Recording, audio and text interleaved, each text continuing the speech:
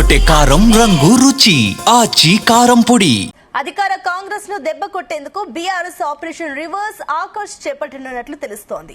పార్టీని వీడి కాంగ్రెస్ లో చేరిన వారికి తమ తలుపులు తెరిచినట్లుగా సమాచారం. బీఆర్ఎస్ రివర్స్ ఆకర్ష్ ఫలించి బీఆర్ఎస్ ను వీడి కాంగ్రెస్ లో చేరిన ఎమ్మెల్యేలలో గూడెం మైపాల్ రెడ్డి, కాళే యాదయ్య, బండ్ల కృష్ణమోహన్ రెడ్డి తిరిగి సొంత గూటికి చేరేందుకు సిద్దమవుతున్నారని చెబుతున్నారు. కారు ఎక్కేందుకు ఇప్పటికే 3 ఎమ్మెల్యేలు గ్రౌండ్ ప్రిపేర్ చేసుకుంటున్నట్లు సమాచారం. ఇక తన సోదరుడు మధుసూదన్ రెడ్డిని ముందుగా బీఆర్ఎస్ లో చేర్చి ఆ తర్వాత తాను జాయిన్ అయ్యేలా ఎమ్మెల్యే గూడెం ప్లాన్ చేస్తున్నట్లుగా తెలుస్తోంది. ఇక కాంగ్రెస్ లోని అసంతృప్త ఎమ్మెల్యేలకు కూడా గులాబీ నేతలు గాలం వేస్తున్నట్లు సమాచారం.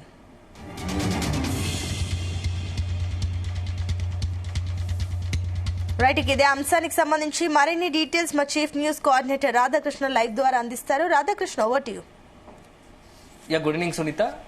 బీఆర్ఎస్ నుంచి కాంగ్రెస్ కు పార్టీ మారిన ఎమ్మెల్యేల ఆలోచన రోజు రోజుకు మారుతున్నట్టుగా తెలుస్తోంది. ఇటీవల జరుగుతున్న పరిణామాల నేపథ్యంలో ఎవరైతే పార్టీ మారారో, కాంగ్రెస్ కండువా కప్పుకున్నారో వాళ్ళందరూ కూడా ఆలోచన దానికి పూర్తి స్థాయిలో భిన్నంగా ఉంటుంది. ఇటీవల వాళ్ళు చేస్తున్న వ్యాఖ్యలు దానికి నిదర్శనంగా మనం చెప్పాల్సి ఉంటుంది. సో ఈ గత 2-3 రోజులుగా కూడా ఒకవైపు కాళే యాదయ్య కావచ్చు, గూడెం మైపాల్ రెడ్డి కావచ్చు, అదేవిధంగా సంజయ్ కుమార్ కావచ్చు, వీళ్ళు చేస్తున్న వ్యాఖ్యలు చూస్తూ ఉంటే వీళ్ళు ఆలోచన మారినట్టుగా తెలుస్తూ ఉంది. ఎందుకంటే గతంలో వీళ్ళు బీఆర్ఎస్ పార్టీగా మొన్నటి ఎన్నికల్లో బీఆర్ఎస్ సంబంధించి కారు గుర్తుపై గెలిచారు, ఎమ్మెల్యేగా ఉన్నారు. కానీ ఇక్కడ అధికారం బీఆర్ఎస్ రాకుండా కాంగ్రెస్ అధికారంలోకి వచ్చిన తర్వాత వీళ్ళ ఆలోచనలు కూడా దానికి అనుగుణంగా ప్లాన్ చేసుకున్నారు. సో అధికార పార్టీ అయితే బాగుంటుంది, ఒకవైపు నియోజకవర్గం అభివృద్ధి పనులతో పాటు తమ సొంతగా కూడా తమకు ఏదైనా పనులు ఉంటే వాటి చక్కబెట్టుకోవచ్చు అనే ఒక ఆలోచనతో వీళ్ళు పార్టీ మారారు. సో ఒకవైపు అధికార పార్టీ నుంచి కొంతమంది నేతల ఒత్తిడి కావచ్చు, అదే సందర్భంలో అధికార పార్టీలో ఉంటే కొంత వ్యక్తిగతంగా మేలు జరిగే అవకాశాలు ఉంటాయి కదా అనే ఒక ఆలోచనతో వీళ్ళు పార్టీ మారారు. సో అట్లాగా మొత్తంగా కూడా బీఆర్ఎస్ నుంచి 10 మంది ఎమ్మెల్యేలు కాంగ్రెస్ తీర్థం పుచ్చుకున్నారు. సో అలాంటి సంబంధించి ఒకవైపు ఏమో ఒక ఫిరాయింపుల వ్యవహారం అంతా కూడా సుప్రీంకోర్టులో నడుస్తోంది. స్పీకర్ దగ్గర విచారణ కొనసాగుతూ ఉంటే ఒకవైపు మొత్తంగా పార్టీ మారినప్పటి నుంచి కూడా ఈ ఎమ్మెల్యేలు ఎవరికి కూడా పార్టీ మారిన ఎమ్మెల్యేలు ఎవరికి కూడా ఒక ప్రశాంతత కరువైందని చెప్పవచ్చు. ఎందుకంటే వీళ్ళు మారి ఎప్పుడైతే మొత్తంగా కూడా అక్కడ ఉన్నటువంటి ఆయా నియోజకవర్గాల్లో వీళ్ళు బీఆర్ఎస్ క్యాడర్ ఒకవైపు కాంగ్రెస్ వెళ్ళగానే బీఆర్ఎస్ క్యాడర్ నుంచి వీళ్ళపైన తీవ్ర ఆగ్రహం ఉండగా, అదే సందర్భంలో కాంగ్రెస్ శ్రేణులు వీళ్ళను అక్కడ ఉన్నటువంటి కాంగ్రెస్ శ్రేణులు ఈ యొక్క ఎమ్మెల్యేలతో కలిసి చేయడానికి ఏమాత్రం ఇష్టపడడం లేదు. ఎందుకంటే అప్పటికే అక్కడ ఆయా నియోజకవర్గాల్లో 10 నియోజకవర్గాల్లో నియోజకవర్గ ఇన్ఛార్జీలుగా ఉన్నటువంటి కాంగ్రెస్ నేతలంతా కూడా వీళ్ళపై తీవ్ర ఆగ్రహంగా ఉన్నారు. సో వీళ్ళ పరిస్థితి ఏంటంటే ఒకవైపు బీఆర్ఎస్ లో ఉండలేని పరిస్థితి, అదే సందర్భంలో కాంగ్రెస్ ను ఓన్ చేసుకోలేని పరిస్థితి. సో మొన్నటి వరకు అధికారంలో ఉన్నంతసేపు బీఆర్ఎస్ ఎమ్మెల్యేలుగా ఉంటూ బీఆర్ఎస్ లో అనేక పదవులు చక్కబెట్టుకొని పనులు చక్కబెట్టుకున్న నేతలు వన్స్ ఒక్కసారిగా అధికారం కోల్పోగానే ఆ అధికార పార్టీకి వెళ్లడం పట్ల కూడా బీఆర్ఎస్ శ్రేణుల్లో అదేవిధంగా బీఆర్ఎస్ నేతలు కూడా తీవ్ర ఆగ్రహం వ్యక్తం చేస్తున్నారు. ఇదే సందర్భంలో కనీసం బీఆర్ఎస్ లో ఎట్లాగైనా మనం సాధించుకోలేకపోయాం, కాంగ్రెస్ కు వెళ్ళాం కదా, అధికార పార్టీలో అనేక తమకు ఉన్నటువంటి పనులను అన్ని కూడా మనం పూర్తి స్థాయిలో మనకి ఏదైతే అవసరాలు ఉంటే వాటి తీర్చుకోవచ్చు. అదే విధంగా పనిగా నియోజకవర్గం సంబంధించి అభివృద్ధి పనులను కూడా కొంత మిగతా నియోజకవర్గాలతో పోలిస్తే మనకు ఎక్కువగా నిధులను కేటాయించుకునే అవకాశం ఉంటుందని ఒక ఆశతో వీళ్ళు అక్కడికి వెళ్లారు. కానీ అక్కడ కాంగ్రెస్ పార్టీకి వెళ్ళిన తర్వాత మొత్తం వీళ్ళు అనుకున్న సీన్ అంతా కూడా రివర్స్ అయింది. ఎందుకంటే అక్కడ మనం మొదటి నుంచి కూడా చూస్తున్నాం, గత సంవత్సరాల కాలం కూడా పార్టీ మారిన తర్వాత 10 నియోజకవర్గాల్లో కూడా ఎక్కడ చూసినా కూడా పూర్తి స్థాయిలో ఈ యొక్క ఎమ్మెల్యేలకు సంబంధించి పార్టీ మారిన ఎమ్మెల్యేల పైన అక్కడ ఇంత ముందుకే అక్కడే ఉన్నటువంటి పాతుకుపోయినటువంటి పాత కాంగ్రెస్ క్యాడర్ కావచ్చు, మొన్న రీసెంట్ గా ఆ యొక్క 10 నియోజకవర్గాల్లో కంటెస్ట్ చేసినటువంటి కాంగ్రెస్ అభ్యర్థులు కావచ్చు, వీళ్ళతో కలిసి పనిచేయడానికి ఏమాత్రం ఇష్టపడటం లేదు. ప్రతి సందర్భం వచ్చినప్పుడల్లా ఏదైనా మీటింగ్ జరిగితే ఆ యొక్క కాంగ్రెస్ పార్టీ మీటింగ్ కావచ్చు, అదే సందర్భంలో మొత్తం ప్రభుత్వం సంబంధించి మీటింగ్ జరిగితే ప్యారలల్ గా ఎమ్మెల్యేలకు ప్యారలల్ గా కూడా అక్కడ ఉన్నటువంటి నియోజకవర్గ నేతలు కూడా ఇన్ఛార్జీలు కూడా వీళ్ళతో పక్కన సీటును పంచుకునే పరిస్థితుంది. సో తమది ఈ నియోజకవర్గంలో పెత్తనం అని చెప్పేసి అనేక సందర్భాల్లో మనం చూసాము. ఏంటంటే ఇట్లా నియోజకవర్గాల్లో పటాన్ చెరువు కావచ్చు, గద్వాల్ కావచ్చు, పటాన్చెరులో గూడెం మైపాల్ రెడ్డి అదేవిధంగా శ్రీనివాస్ గౌడ్ వీళ్ళకి సంబంధించినట్టు పెద్ద ఎత్తున నిత్యం గొడవలు జరగడం, ఒకవైపు రాళ్ళు రూకోవడం, కార్యకర్తలు ఇరు నాయకుల యొక్క కార్యకర్తల మధ్య తీవ్ర స్థాయిలో పెనుగులాట. అంటే ఒకే పార్టీ అని చెప్పుకున్నా వాళ్ళిద్దరి మధ్య నిత్యం గొడవే, ఎప్పుడు అల్లర్లే, ఏదో ఎప్పుడు సందర్భం వచ్చినప్పుడు ఒకరిపై ఒకరు దాడి చేసుకున్న పరిస్థితి. సో ఇదే సందర్భంలో మనం గద్వాల్లో చూస్తే కూడా గద్వాల్లో దాదాపు ఇలాంటి పరిస్థితే. అక్కడ బండ్ల కృష్ణమోహన్ రెడ్డి బీఆర్ఎస్ పార్టీ నుంచి కాంగ్రెస్ చేరిన, అక్కడ ఉన్నటువంటి అంత ముందుకే కంటెస్ట్ చేసినటువంటి సరితా యాదవ్ నుంచి పెద్ద ఎత్తున వ్యతిరేకత. చాలా సందర్భాల్లో ఆ ఇద్దరు నాయకుల సంబంధించిన అభిమానుల మధ్య కార్యకర్తల మధ్య గొడవ జరిగిన పరిస్థితి. ఇక మన జడ్చర్ల అదే సందర్భంలో జగిత్యాల వస్తే జగిత్యాల కూడా సీనియర్ ఎమ్మెల్యేగా ఉండి ఎమ్మెల్సీగా పనిచేసినటువంటి జీవన్ రెడ్డి కాంగ్రెస్ కు ఎప్పటి నుంచో దశాబ్దాలుగా కాంగ్రెస్ పార్టీని అంటుపెట్టుకున్నటువంటి జీవన్ రెడ్డికి సంజయ్ చీరిక ఒక్కసారిగా జలగ్గా భావించారు. సో ఆయన ఏకంగా కాంగ్రెస్ అధిష్టానం పైన తీవ్ర స్థాయిలో విమర్శలు గుప్పించిన పరిస్థితి. అతను లెక్క చేయలేని పరిస్థితి. ఒక రకంగా ఎమ్మెల్యేగా ఉన్నటువంటి సంజయ్ కుమార్ ను కాంగ్రెస్ పార్టీ శ్రేణులు కావచ్చు, జీవన్ రెడ్డి ఇప్పటి వరకు లెక్క చేయలేదు. అదే సందర్భంలో అవకాశం వచ్చినప్పుడల్లా సంజయ్ పైన డైరెక్ట్ గా బహిరంగంగానే అనేకమైనటువంటి ఆరోపణలు, విమర్శలు చేసిన పరిస్థితి కనబడుతుంది. సో మొత్తంగా కూడా వీళ్ళు పార్టీ మారాక జరిగిన మంచి కన్నా ఒకవైపు రాజకీయంగా తీవ్ర స్థాయిలో ఒక రకంగా ఎదురు దెబ్బలు తగ్గడం, అదే సందర్భంలో ఇటు రెండు పార్టీ వైపులా కార్యకర్తలతో నలిగిపోవడం జరుగుతుంది. ఇలాంటి సందర్భంలో ఇక దీనికి ఎక్కడో రకంగా పులి స్టాప్ పెట్టాలి. ఎందుకంటే మళ్ళీ కొద్దిగా నెక్స్ట్ అసెంబ్లీ ఎన్నికల బరిలో ఉండాలనుకుంటే ఖచ్చితంగా ఇప్పుడే వీళ్ళని త్వరగా ఒక నిర్ణయం తీసుకుంటే మనం బరిలో ఉండాలి, అసెంబ్లీ ఎన్నికల బరిలో ఉండాలంటే ఖచ్చితంగా ఒక నిర్ణయం తీసుకోవాల్సి ఉంటుందని చెప్పేసి భావిస్తున్నట్టుగా తెలుస్తోంది. అందులో భాగంగానే గూడెం మైపాల్ రెడ్డి మొదటగా ఓపెన్ అయ్యాడు. సో ఎందుకంటే తను ఇంకా బీఆర్ఎస్ వైపే ఉన్నాను, బీఆర్ఎస్ తోనే ఉన్నట్టుగా కూడా కొంత నిన్న ఇంటర్నల్ గా తనకు సంబంధించిన అభిమానులు కార్యకర్తలతో మాట్లాడిన సందర్భంలో అక్కడ ఆయన మాట్లాడిన మాటలే మనం దీన్ని నిదర్శనంగా భావించాల్సి వస్తుంటే, ఏకంగా తన మొత్తం ఎమ్మెల్యేగా మారిన తనకు ఎంటిక వాసి కూడా ప్రయోజనం చేకూరలేదు, ఒక రకంగా రాజకీయంగా నష్టం జరిగింది తప్ప ఏమాత్రం ప్రయోజనం లేదని చెప్పేసి కుండబద్దలు కొట్టాడు.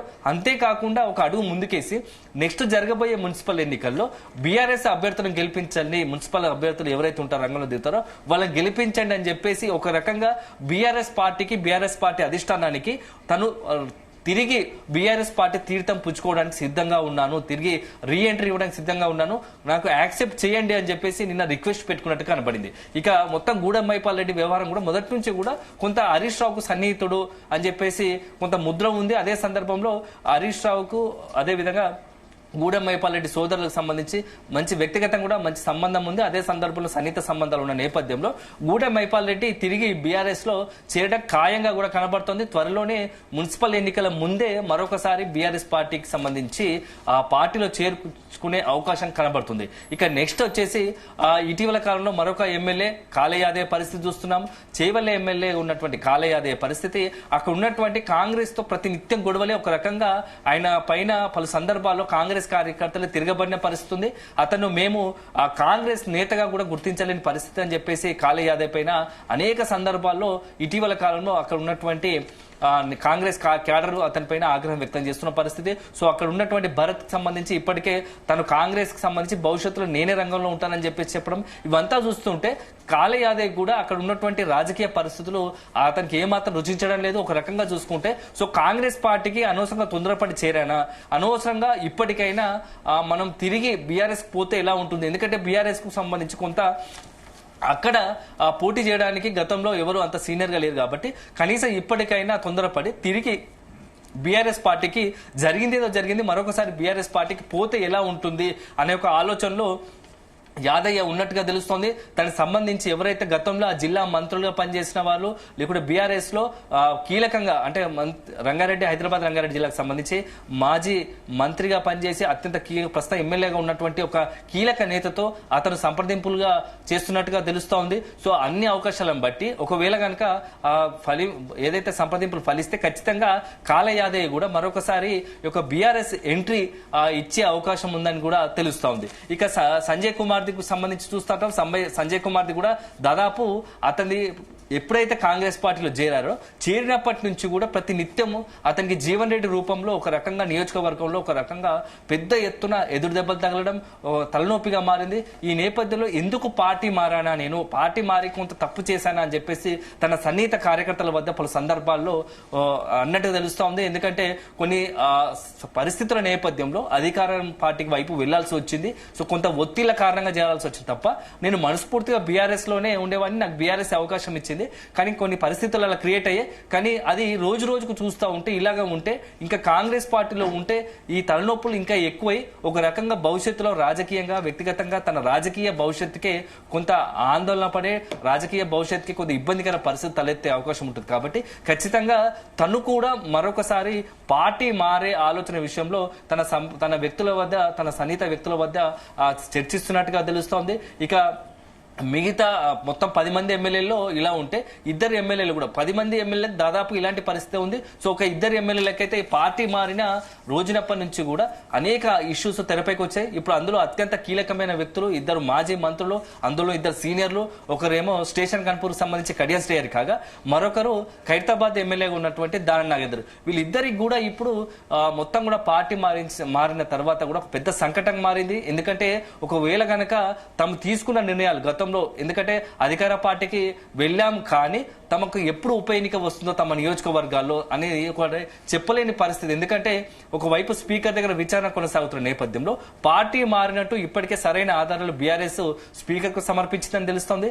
అదే సందర్భంలో ఇది నైతికతతో కూడిన అంశం కాబట్టి చాలా బహిరంగంగానే ఒకవైపు ఏమో Danam Nagender party BRS party గుర్తుపై కారు గుర్తుపై గెలిచి ఎమ్మెల్యేగా ఉంటూ అదే సందర్భంలో లోక్సభ ఎన్నికల్లో కాంగ్రెస్ చేతి గుర్తుపైన లోక్సభ ఎంపీ అభ్యర్థిగా రంగంలో దిగాడు. సో అతను ఖచ్చితంగా అతనిపై స్పీకర్ ఒక సంచలన నిర్ణయం, అదేవిధంగా అనర్హత వేటు వేసే అవకాశాలు లేకపోలేదని చెప్పేసి కూడా చర్చ జరుగుతుంది. ఇక సేమ్ ఇదే సందర్భంలో ఇదే తరహాలో కడియం శ్రీహరి విషయంలో కూడా స్పీకర్, ఎందుకంటే తన కూతురు కడియం కావ్య కాంగ్రెస్ పార్టీ లోక్సభ అభ్యర్థిగా రంగంలో దిగితే కాంగ్రెస్ అభ్యర్థి కడియం కావ్యను గెలిపించాలని చెప్పేసి కడియం శ్రీహరి రంగంలో దిగి ఎన్నికల ప్రచారంలో పాల్గొన్న నేపథ్యంలో కడియం శ్రీహరిపై కూడా చర్యలు తీసుకోవాలనే అవకాశాలు ఎక్కువ ఉన్నాయని చెప్పేసి కూడా తెలంగాణ రాజకీయ వర్గాల్లో చర్చ జరుగుతోంది.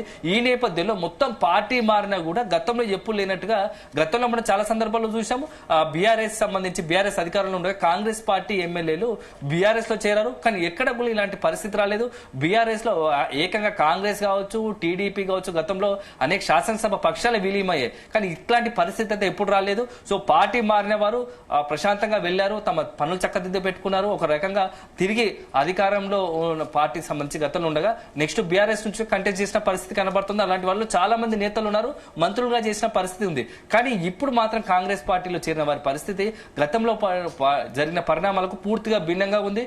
చేరినప్పటి నుంచి కూడా ఒకవైపేమో స్థానికంగా ఆ నియోజకవర్గాల్లో కాంగ్రెస్ నుంచి వ్యతిరేకత, ఆగ్రహం, దీనికి తోడు ఈ యొక్క ఫిరాయింపుల కత్తి వేలాడుతాం. ఇవన్నీ చూస్తుంటే కూడా పార్టీ ఎందుకు మారామా అనే ఒక ప్రతి నిత్యం కూడా ఆ ఎమ్మెల్యే మధ్యలో కలుగుతోంది. సో ఇంత చేశాము, ఇప్పుడు పార్టీ మారినాము, రేపు భవిష్యత్తులో తిరిగి కాంగ్రెస్ కు ఈ నియోజకవర్గం టికెట్ వస్తుందా అనే భరోసా కూడా వారిలో లేని పరిస్థితి. ఇవన్నీ చూసుకున్న తర్వాత మొత్తంగా కూడా ఆ యొక్క 10 మంది ఎమ్మెల్యేలకు సంబంధించి ప్రతి నిత్యం కూడా పార్టీ మారాక ఈ లేనిపోయిన తలనొప్పులు వస్తాయి. అంటే అక్కడ ఏమైందంటే మొత్తంగా ఇటు ముందుకు వెళ్ళలేక వెనక్కి రాలేని పరిస్థితి ఏర్పడ్డది. రెండుకి చెడ్డ రేవడ్ల వాళ్ళ పరిస్థితి మారింది. సో అల్టిమేట్ గా ఇప్పుడు 3 ఎమ్మెల్యేలు మాత్రం కొంత బీఆర్ఎస్ వైపు చూస్తున్నారనే ఒక వార్త మాత్రం తెలంగాణ రాష్ట్ర రాజకీయ వర్గాల్లో పెను సంచలనం రేపుతా ఉంది.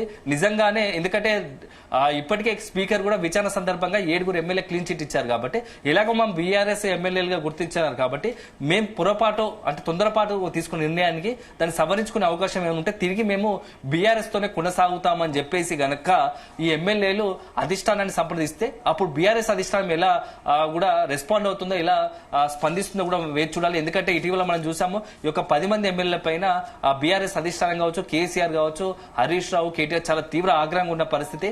పార్టీ ఒకవేళ ఇంత అవకాశం ఇస్తే, ఇంత పెద్ద అవకాశాలు ఇచ్చి ఎమ్మెల్యేలకు ఇస్తే, మీరు ఇంత చేసి పార్టీ ఇన్ని పదవులు ఇచ్చి మంత్రులు కూడా అవకాశం ఇస్తే మీరు తిరిగా ఆ పార్టీ కొంత కష్టకాలంలో ఉన్నప్పుడు మీ యొక్క స్వలాభం కోసం అధికార పార్టీ వైపు వెళ్తారా అని చెప్పేసి కూడా కొంత ఆగ్రహం ఉంది.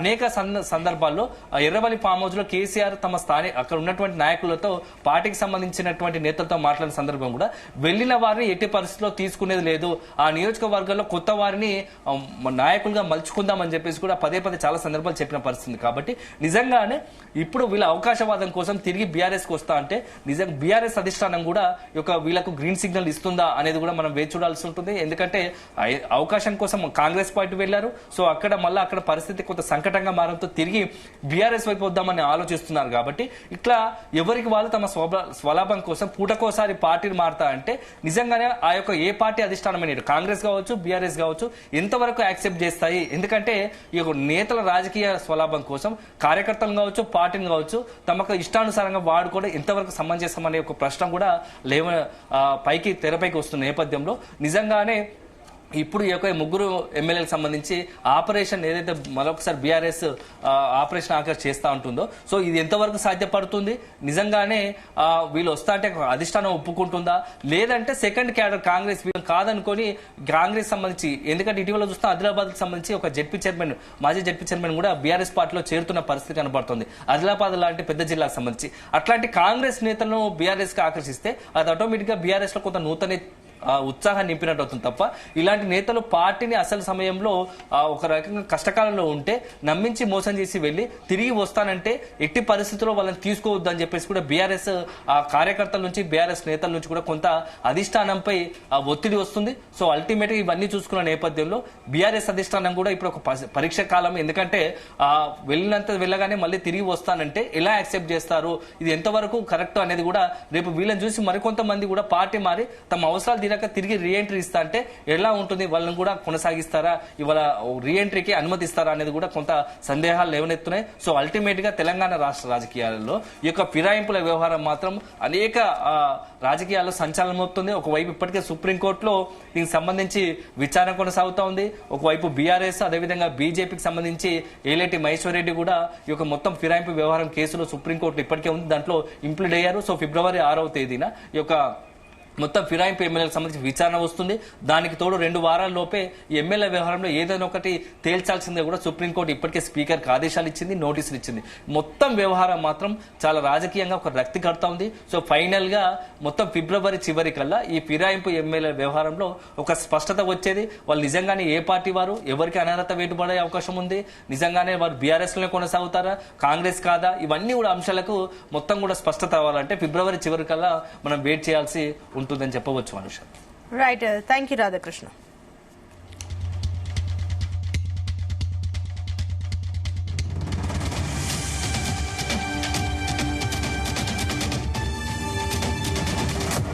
గుమగుమల వంటలే వంటలే తెరకొట్టే కారం రంగు రుచి ఆచి కారం పొడి.